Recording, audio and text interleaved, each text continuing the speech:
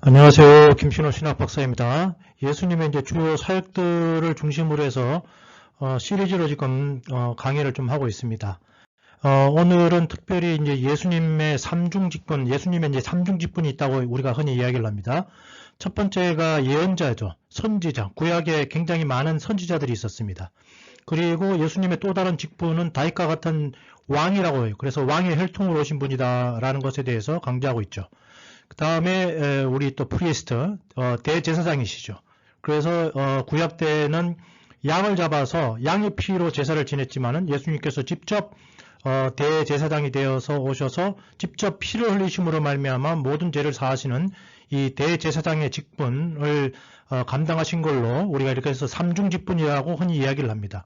오늘은 그 중에서도 특별히 예언과 관련된 선지자 역할을 하신 예수님의 사역을 우리가 성경을 통해서 한번 살펴보도록 하겠습니다. 그래서 우리가 이제 이 구약, 신약, 우리가 성경을 크게 이렇게 두 가지로 나눕니다.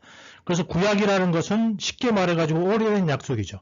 그 오래된 약속들이 다 무엇에 대해서 이야기하고 있습니까? 언젠가 메시아가 올 것이다 라는 것이 바로 이 구약에서 있는 그런 숱한 선지자들을 통해서 예언이 된 것이죠. 그리고 이제 신약이라고 하는 것은 예수님께서 구약에 있는 모든 예언을 다 이루시고 그리고 또 예수님도 나름대로 여러 가지 예언을 하십니다. 그래서 새로운 약속들, 새로운 예언들이 있는 것이 어떻게 보면 신약이다라고 이야기를 할 수가 있어요. 그러면은 예수님은 구약에 있는 모든 예언을 성취하신 분으로 이 세상에 오셨다라고 이제 우리가 그렇게 결론을 내립니다. 자, 그런데 이제 흔히 성경에 이제 몇 가지 예언이 있을까요? 저도 몇 가지인지에 대해서 조사를 이렇게 해봤는데 학자마다 이렇게 가지수가 다르더라고요. 뭐 어떤 분들은 3만 가지가 넘는다. 구약의 Old Testament. 그래서 오래된 약속이죠. 그래서 선지자들을 통해서 예언가들을 통해 가지고 미래에 일어날 일들이 적혀 있는 것이 어떻게 보면 이제 구약이라고 이야기를 할 수가 있습니다. 그리고 이제 신약, 뉴 테스터먼트, 예수님께서 직접 하신 그런 어떻게 보면 예언 혹은 약속이라고 할 수 있습니다. 그래서 그 모든 걸 다 합쳐가지고 어떤 분은 이제 3만 가지가 넘는다라고 말씀하시는 분도 계시고 또 어떤 분들은 몇천 가지가 된다라고 이제 약속하시는 분도 계시고 나중에 저도 한번 세봐야 되겠어요. 약속이 몇 가지가 있는지 번호를 매겨가지고 한번 이렇게 세워봐야 될 텐데 적게는 수천 가지에서 많게는 3만 가지에 이르는 그런 약속이 성경에 이제 기록되어 있다라고 이야기를 합니다.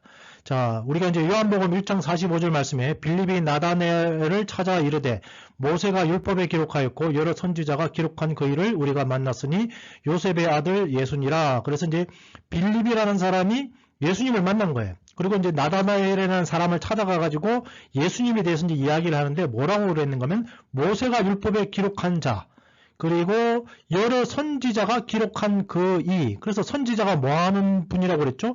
미래에 일어날 일을 예언하는 분이라고 말씀을 드렸습니다. 그래서 구약에서 숱한 선지자들이 예수님에 대해서 예언을 했는데 그가 바로 내가 오늘 그를 만났다라고 구약의 모든 약속, 구약에 있는 모든 예언들을 성취하신 그분을 만났는데 그분이 바로 누구냐면은 예수다라고 이제 이야기를 하고 있는 것이죠. 이처럼 성경은 예수님은 구약에 있는 그런 예언을 성취하신 분으로 이렇게 나오고 있습니다. 우리가 마태복음에도 많은 성경 구절들이 이렇게 이야기를 하고 있어요. 이 모든 일이 된 것은 주께서 선지자로 하신 말씀을 이루려 하심이니 예수님께서 예를 들어서 십자가에서 신 포도주를 마시십니다. 아니 새 포도주를 마실 수도 있고 물을 마실 수도 있었을 겁니다. 그런데 왜 하필이면 신 포도주일까? 그것은 왜 그러냐면 구약에 그가 올 메시아가 신 포도주를 마실 것이다 라는 예언이 있기 때문에 그래서 예수님께서 그 예언을 이루시기 위해서 신 포도주를 마신 겁니다. 그래서 신약에서 예수님께서 하나하나의 모든 일들을 하시는데 그것이 갑자기 예수님이 즉흥적으로 그 모든 일을 하신 것이 아니라 구약에서 예수님에 대해서 예언된 그 모든 일, 그래서 이 모든 일, 그래서 예수님께서 하신 일수고 일투족 하나하나가 왜 그 일을 하셨고 왜 그 말씀을 하셨느냐? 주께서 선지자로 하신 말씀을 이루려 하심이니. 그래서 구약에 예언되어 있는 그 예언을 이루시기 위해서 예수님께서 그 일을 하신 것이다 라고 이야기를 하십니다. 이처럼 예수님은 철저하게 구약에 기록된 그 예언을 성취하시는 일을 이 3년간의 공생애를 통해서 하신 것을 이렇게 알 수가 있습니다. 자, 그러면은 조금 더 구체적으로 들어가서 그럼 예수님이 과연 어떤 예언을 이루신 것일까? 그래서 구약에 있는 것과 신약에 있는 성경을 서로 대조 비교해서 예수님이 어떤 예언을 이루셨는지 몇 가지만 살펴보도록 하겠습니다. 왜냐면은 수천 가지를 다 이 시간에 할 수가 없거든요. 특별히 이제 이사야, 우리가 이제 AD라고 그러죠. 우리가 지금 2021년에 살고 있습니다. 근데 BC라는 것은 바로 이 AD가 시작되기 그 이전을 이제 이야기하는 것이죠. 그래서 이사야라는 선지사가 745년에서 695년 사이에 열심히 이제 활동했던 이사야라는 선지자가 있었어요. 그 선지자가 이사야 7장 14절 말씀을 통해서 그러므로 주께서 친히 징조를 너에게 주실 것이요 보라 처녀가 잉태하여 아들을 낳을 것이요 그의 이름을 임마누엘이라 하리라 해서 이사야가 예언을 한 거예요. 약 지금부터 700년 후에 이런 일이 일어날 것이다 라고 예언을 한 거예요. 이 이사야라는 대선지자가 예언을 한 것이죠. 그런데 이제 예수님께서 드디어 신약이 들어서도 마태복음, 이제 드디어 예수님이 태어나십니다. 마태복음 1장 23절에 보면, 보라, 처녀가 잉태하여 아들을 낳을 것이요. 그의 이름을 임마누엘이라 하리라 하셨으니, 이를 번역한 즉, 하나님이 우리와 함께 계시다 함이라. 그래서 이 구약의 700년 전에 하셨던 그 예언이 예수님의 탄생을 통해서 이루어진 것을 볼 수 있습니다. 정말 이 처녀가 어떻게 임신을 해서 아들을 낳을 수 있겠습니까? 도저히 일어날 수 없는 그런 예언인 것이죠. 그래서 오늘날 교회를 전혀 이제 다니시지 않는 분들은 이제 이런 사실들이 안 믿어주시는 것이죠. 저도 한동안 그랬습니다. 저도 어떻게 처녀가 성관계를 맺지 않았는데 어떻게 아기를 임신할 수 있겠습니까? 그건 이성적으로는 도저히 불가능한 일인 것이죠. 그러나 하나님은 초자연적인 일을 하시는 분이시고 우리 인간이 정해져 있는 어떤 논리를 따르는 분이 아니라 그것을 뛰어넘는 그런 분이시기 때문에 이런 예언이 이루어질 수 있는 것이죠. 이렇게 이제 이사야서에서 기록된 예언이 예수님의 탄생을 통해서 이루어집니다. 그 다음에 우리 호세아라는 선지자가 있었어요. 호세아 선지사 호세아서 11장 1절 말씀에 이스라엘이 어렸을 때에 내가 사랑하여 내 아들을 애굽에서 불러냈거늘. 그래서 이게 참 어떤 예언인지 도무지 이해가 되지 않는 그런 예언이라고 할 수 있겠죠. 그런데 이제 그것을 이제 예수님의 탄생을 통해서 또 이루어지게 됩니다. 마태복음 2장 12절에 헤롯이 죽기까지 거기 있었으니 이는 주께서 선지자를 통하여 말씀하신 바 애굽으로부터 내 아들을 불렀다함을 이루려 하심이라. 이게 무슨 말씀이냐면 이제 헤롯 왕이 있었는데 왕으로 태어나신 아기가 있다라는 동방박사 세 사람이 나오죠. 동방박사 세 사람이 헤롯 왕에 갑니다. 헤롯 왕에 가가지고 이스라엘의 왕으로 태어나신 사람이 어디 있느냐 하고 묻습니다. 그래서 헤롯 왕이 깜짝 놀라죠. 그래서 그 아기를 죽이려고 눈이 시뻘개가지고 그래서 결국은 이렇게 아이들을 다 이렇게 죽여버리는 그런 참극이 일어납니다. 그때에 천사가 요셉의 예수님의 아버지의 그 꿈에 이렇게 나타나죠. 빨리 피신해라. 애굽으로 도망가라. 이집트로 도망가라라고 이제 이야기를 해서 아기 예수가 어릴 시절에는 이집트에 가서 이렇게 살게 되는 것입니다. 그런데 그것이 어디에 예언되어 있느냐면 호세아서에 이렇게 예언이 되어 있었던 것이죠. 호세아 선지자도 약 BC 740년에서 720년경에 활동했던 그런 선지자입니다. 그러니까 한 700년 전 또 마찬가지로 한 700년 후에 일어날 일에 대해서 예언을 한 것이죠. 그래서 예수님께서 태어나시자마자 이집트로 이제 도망을 가신 겁니다. 거기서 숨어서 하신 거예요. 왜냐하면은 자기를 죽이려고 하는 그런 헤롯 왕이 있었기 때문에. 그래서 헤롯 왕이 드디어 죽게 되니까 다시 이스라엘로 돌아오는 일이 일어나게 됩니다. 이처럼 호세아 선지자가 말했던 그 예언이 예수님의 탄생을 통해서 또 이루어지는 것을 우리가 이렇게 볼 수가 있습니다. 말라기라는 선지자죠. 역시 마찬가지로 말라기는 이제 구약의 마지막 선지자입니다. 그래서 이제 BC 약 50년경에 이런 예언을 낸 거예요. 말라기 3장 1절에 만군의 여호와가 이르노라 보라 내가 내 사자를 보내리니 그가 내 앞에서 길을 준비할 것이요. 그래서 메시아가 태어나기 전에 미리 사자를 보낸다는 거예요. 그래서 그 사자가 어떤 사람이죠. 그 사람이 예수님의 앞길을 닦아낼 것이다. 예수님의 앞길을 열 것이다 라고 이제 예언을 한 것이죠. 마가복음 1장 3절 4절에 보면은 강야에 외치는 자의 소리가 있어 이르되 너희는 주의 길을 준비하라.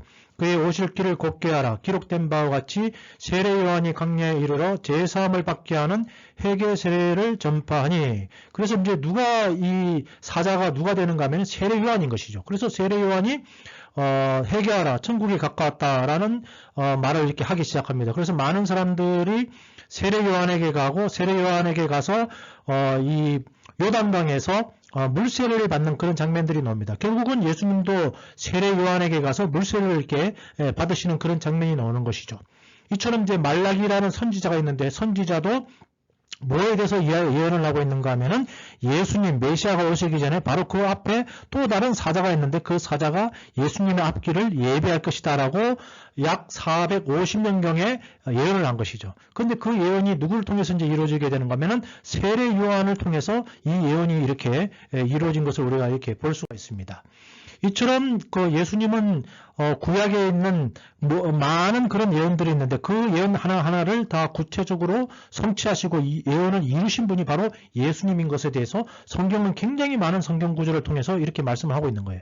마태복음 8장 17절 말씀에 이는 선지자 이사야를 통하여 하신 말씀에 우리의 연약한 것을 친히 담당하시고 병을 짊어지셨도다 함을 이루려 하심이라. 그래서 예수님께서 우리의 질병을 짊어지셨다. 그래서 예수님은 이 세상에 오셔서 병자를 고치시는 거예요. 그리고 오늘날에도 예수 그리스도의 보혈의 능력에 의지하는 자들에게 질병이 낫는 그런 역사가 일어나는 것입니다. 그래서 이 선지자 이사야를 통해서 특별히 53장을 보면은 이사야 53장을 보면은 이런 예언들이 정확하게 이렇게 기록되어 있는 것이죠. 앞으로 메시아가 올 것인데 그 메시아는 인간의 연약한 것, 그것을 담당하실 것이고 또 병을 짊어지셔서 병고침을 이루실 메시아가 올 것이다 라고 했는데 예수님께서 드디어 이 땅에 오셔서 인간의 죄를 짊어지시고 그 다음에 병을 대신 짊어지심으로 말미암아 병고침이 일어나는, 그래서 예수님은 일생을 통해서 숱한 질병을 고치시는 것을 우리가 볼 수가 있는 것이죠. 요한복음 12장 38절 말씀에 이는 선지자 이사야의 말씀을 이르려 하심이라. 이르되 주여 우리에게서 들은 바를 누가 믿었으며 주의 팔이 누구에게 나타났나이까 하였더라. 그래서 역시 마찬가지로 이사야의 말씀을 이루려고 오신 것입니다. 그래서 숱한 선지자들이 메시아가 올 것이다 라고 했는데 선지자 이사야가 하나님 말씀을 예언을 이렇게 하는데 많은 이스라엘 사람들이 믿지 않고 핍박을 가하죠. 그래서 이제 이사야가 한탄하듯이 말을 하는 것이죠. 우리가 이렇게 들은 것을 갖다가 누구에게 말했는데 누가 믿었습니까? 라고 이제 했는데 그 예언을 결국은 예수님께서 이루시기 위해서 이 땅에 오신 것이죠.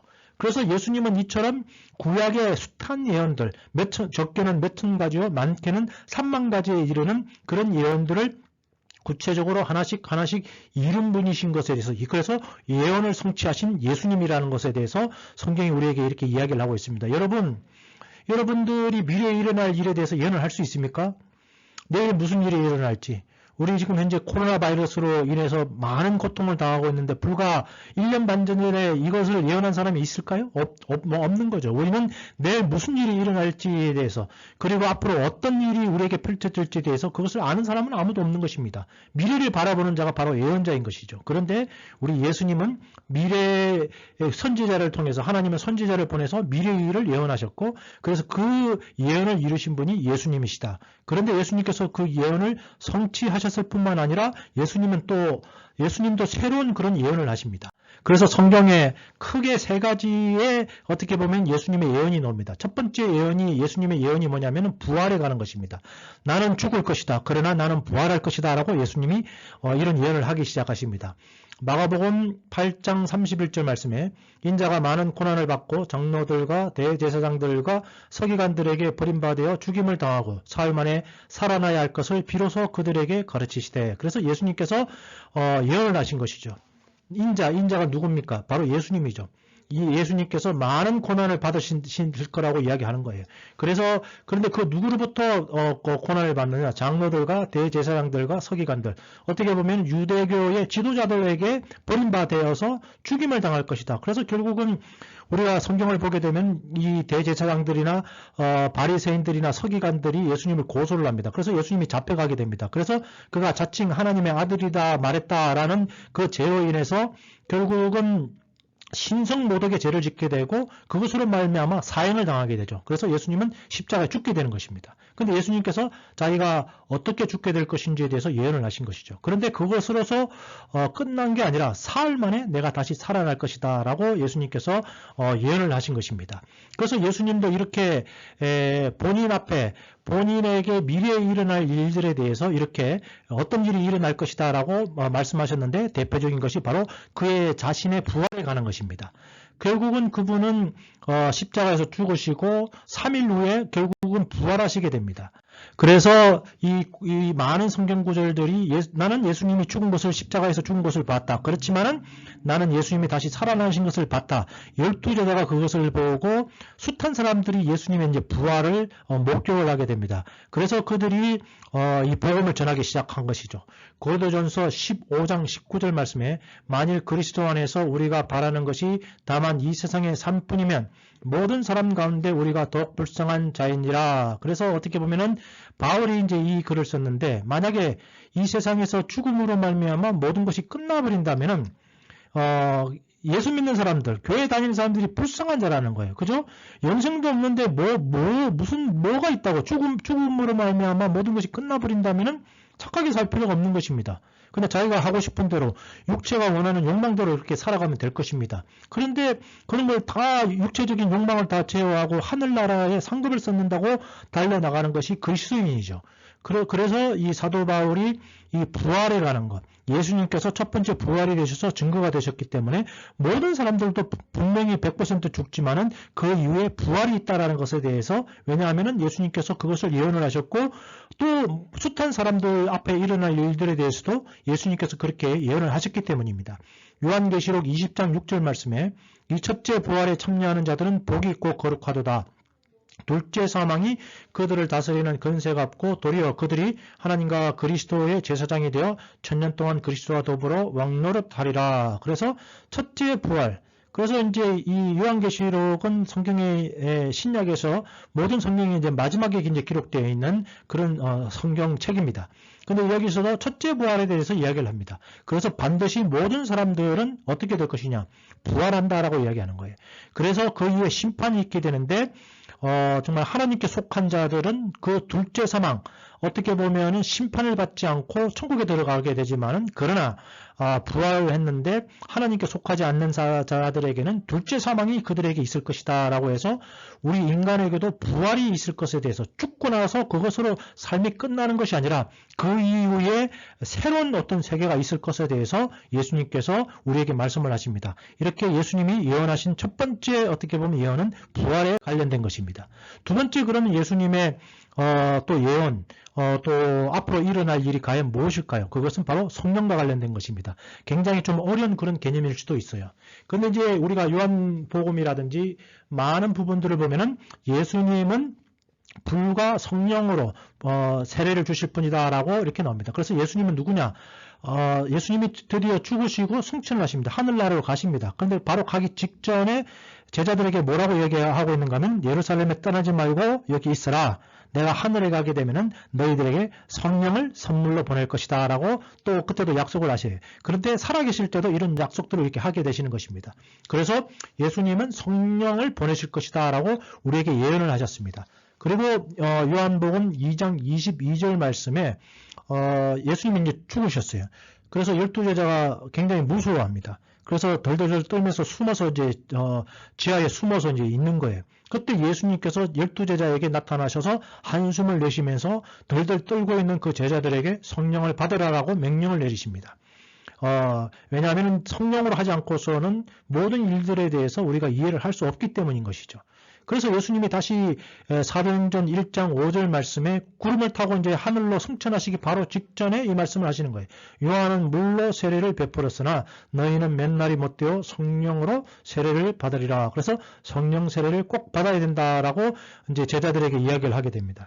우리가 사도행전 2장을 이렇게 보게 되면은 드디어 이 120여 명의 신자들이 모여서 열심으로 기도하고 있는 동안에 정말 불의 혀같이 갈라지고 바람이 거센 바람이 이렇게 불면서 그 위에 성령이 임재하는 장면이 사도행전 2장에 이렇게 나오게 됩니다. 그래서 성령의 비둘기 같이 모든 신자 위에 임하시게 되고 그들이 성령의 충만함을 따라서 방언으로 말하기를 이렇게 시작하는 그런 엄청난 기적이 사도행전 2장에 기록되어 있는 것입니다.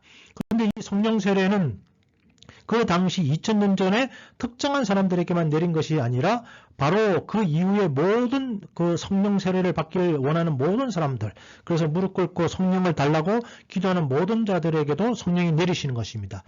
요한복음 15장 26절 말씀에 내가 아버지께로서 너희에게 보내실 보혜사 곧 아버지께로서 나오시는 진리의 성령이 오실 때에 그가 나를 증거하실 것이요.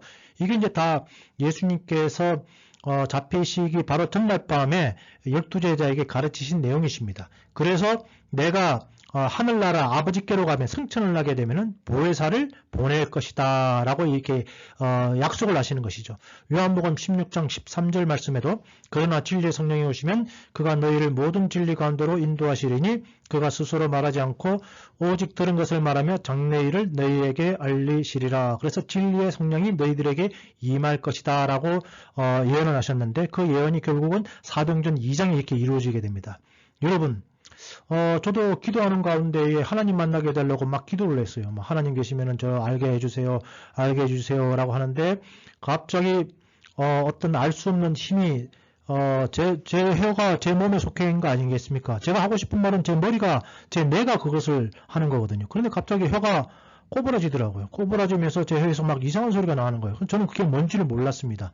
그리고 나서 제가 이 요한복음이라든지 사도행전 이 구절들을 읽으면서 예수님께서 성령을 보내주겠다고 약속을 하셨는데 그것이 2000년 전 마가의 다락방에서 성취되었을 뿐만 아니라 오늘날에도 하나님을 만나고자 하는 자에게 성령을 달라고 기도하는 자에게 성령을 오늘날에도 보내주고 계시는 하나님이신 것을 제가 체험을 하게 됐습니다.